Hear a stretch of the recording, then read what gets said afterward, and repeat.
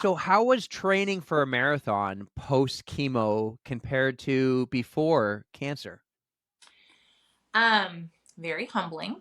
I ended up um, hiring a coach to help me because I was really struggling because I couldn't run at paces that I was used to at all. I mean, it was to where, when you get to that place in a run where you're like in the pain cave, your senses are like dulled. You're kind of trying to disassociate because you're like, Mhm. this is just shit. I want to finish it. Like, you don't feel good. It's crap. I was feeling like that every single run. And so I thought, well, maybe I just can't run anymore.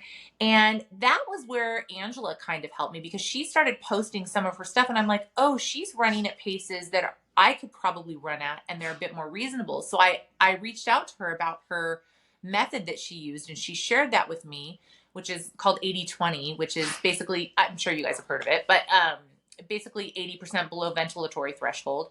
And I started to train like that. And it was similar to what you said. I started to actually like running again and like look forward to it. And I realized nobody fucking cares if you're running a 13-minute pace. Nobody cares. Like, just go out and do what you want to do and like make yourself happy. And um, that was definitely, I've always been used to being very competitive and very I guess badass in a certain kind of way. Mhm. And I think this was a really hard pill to swallow, but also I will say I think that it's made me a much better person. Um,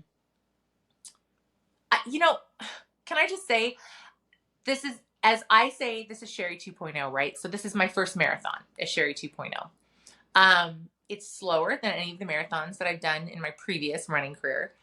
But what an absolute experience to run at that part of the pack and hear the conversations and see the absolute community, teamwork, people teaming up with other people they don't know. I saw these girls, cutest girls that were like just dead, saying, okay, like hey, okay, what was your name again? Okay, like Jennifer, let's run to that green sign. Do you think we can do it? Yeah, we can do it. And just seeing I people, love like the it. goodness of humanity. And I'm like, I would have never gotten to experience this. This is so cool. And so I think it's been an exercise in asking myself the real reason why I do things Mhm. and accepting responsibility for what I choose to do rather than feeling like a victim and like I'm blown back and forth by circumstances, because this is my body now.